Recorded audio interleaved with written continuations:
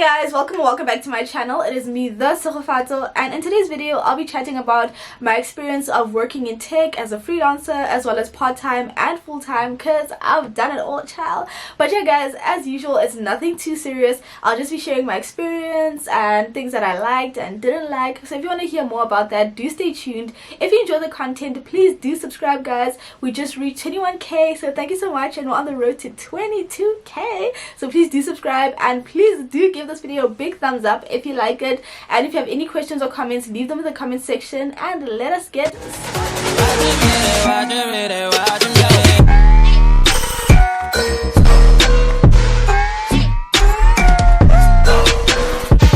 guys. So we're gonna start off by looking at my freelancing journey. So I've freelanced in two different ways. So the first way is working for a company and getting paid for the hours I work, and then the second way is by setting up my own company and looking for my own clients and basically handling everything. So I'm gonna start off chatting about the time when I worked for a company. So this was in 2020, in my final year of school, and I was freelancing for a company. So I got paid for the hours I worked. I actually really liked it because I only got paid for the hours I worked, so I like that it wasn't too much pressure for like being in school and still having so much pressure from school. So when I work a certain number of hours, then I get paid for that.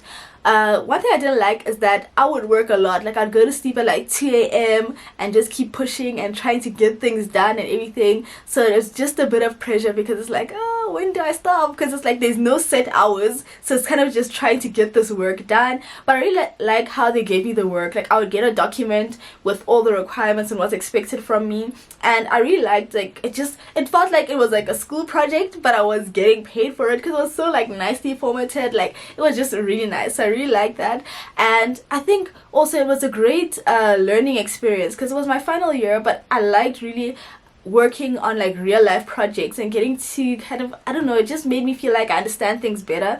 Like with school projects, sometimes it just feels like, oh, it's just a school, but it's like, this is real life, people are gonna use this, so I need to make sure everything is working. And I also learned about some things that I wasn't learning about in school, or also got to kind of put the theory that I've learned to use. So I'm like, oh, so that's what they meant by this. I was like, oh, so this is how things work in the real world. So it was a very good experience for me, and getting paid per hour. I think the other tricky thing is just keeping track of time, knowing how many hours you worked and so on. If you have to tell them like, okay, this is how much I work. So sometimes I'd work more, but I'd bill less hours because I felt like I was also learning. So I don't want to, you know, charge them for the time when I was still trying to figure things out and stuff. So that was a bit tricky to figure out, like, okay, how much am I like, how many hours did I actually work, you know? So, but yeah guys, it was a really good experience for me. The second way that I made money as a freelancer is by setting up my own company. So I registered my company in 2020. I don't know what was going on with me that year because I was just busy. I actually have a video on that. I'll link it up in the cards and in the description. But yes, I had been freelancing a little bit, probably like 1 or 2 projects before I registered my company,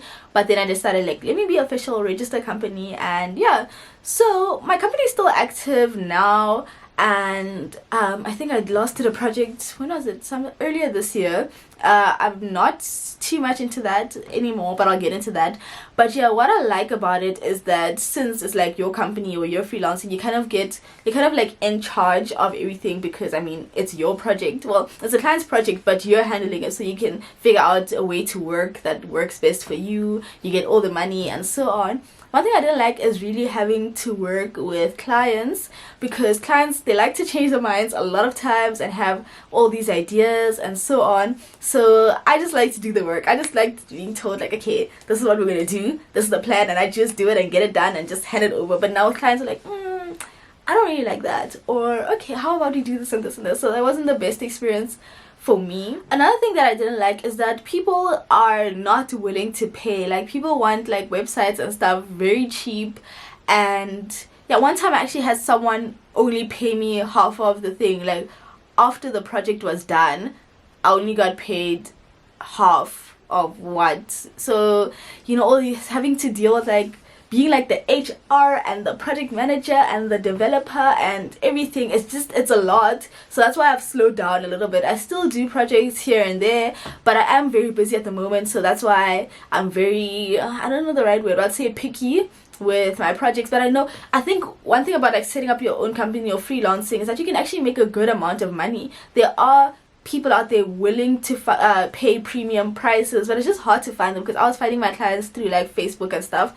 But I know that there are people willing to pay premium prices. I just don't know where to find them, you know, because usually someone will ask me like, okay, I want an app that does this and this and this, and I'm like, okay, here's the price, and they're like, no, I'm not about to do that, you know. So, but they are out there. If you guys know where to find them, please tell us in the comment section, guys. We're trying to secure these bags together, but I think it's a good way to make a good amount of money, especially if you start like building up a team and then actually paying people to do stuff, and then you don't have to be so hands-on if you don't want to. But that was just like kind of like my experience with that. Alright, so now we're moving over to the time I worked part-time, which was actually also in 2020. I was like, hold on, what was going on? Because I was like a final year computer science student. It wasn't easy, but I was working. So I don't know what was going on in 2020, but I was booked and busy. So in November and December 2020, I worked part-time for a company, and yeah, what I liked about it, so I got paid for every day I went into work. So if I didn't go into work, I didn't get paid, and if I went into work, I got paid for that day. So it was an internship, so I liked that it was a learning experience.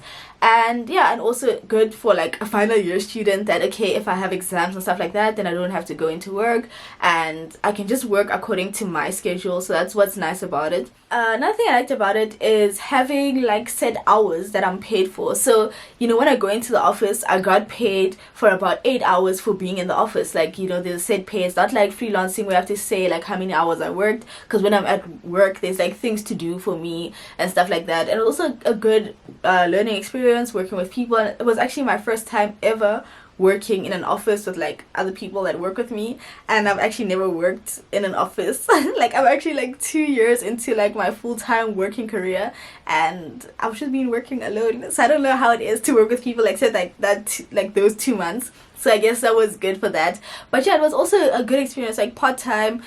It's very interesting. Lastly, we're gonna be chatting about working full-time. So I've been working full-time as a software engineer for 1 year 6 months now, and it's been quite an interesting journey. Actually, before I started working full-time, I was like, I'm never gonna work full-time. That is not for me. I want to be in control of my time and everything. But I started working full-time. I'm like, that's not too bad. And actually, you know that quote people like to use, like in corporate they pay you to forget about your dreams and whatever. But I'm just like, some people just don't mind working full-time, you know. You know, it's not that bad. But yeah, so I've been working full-time for 1 year and 6 months now. And yeah, I really like having like the stability of saying like, okay, at the end of each month I'm getting this amount of money, and it's just like, okay, I can work with that, you know. And just having like that daily kind of like a set schedule to put in a way. But it's also a pro and a con, because I work 8 to 5 and I kind of feel like I literally don't have weekdays anymore, because weekdays are work and then weekends is when I get to socialize, rest, and like run my errands. So it's like it takes up a lot of time. Like 9-hour work days are a lot. 9 hours 5 times a day. I'm trying to think. It's just a lot. It's just a lot. So that's what I don't like. It's just many hours.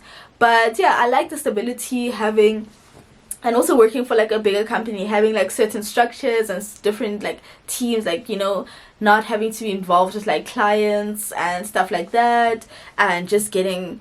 One thing about me, I like to be given tasks. I don't know if that's good or bad. Like, just being like, okay, this is your task, this is what's expected for you, do it. Then I do it. I'm like, okay, this is what you wanted, I did it. Next thing, this is what you want, I did it. And so on. So I like that whole, you know, system of only being just a small part of a bigger thing.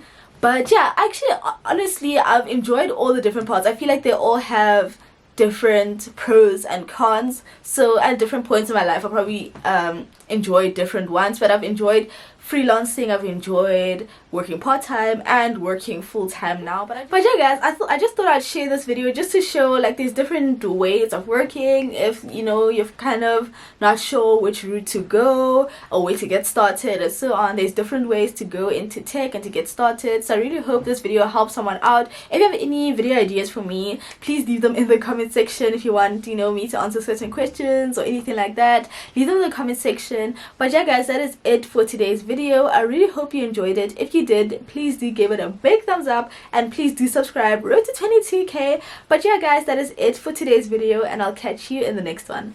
Bye.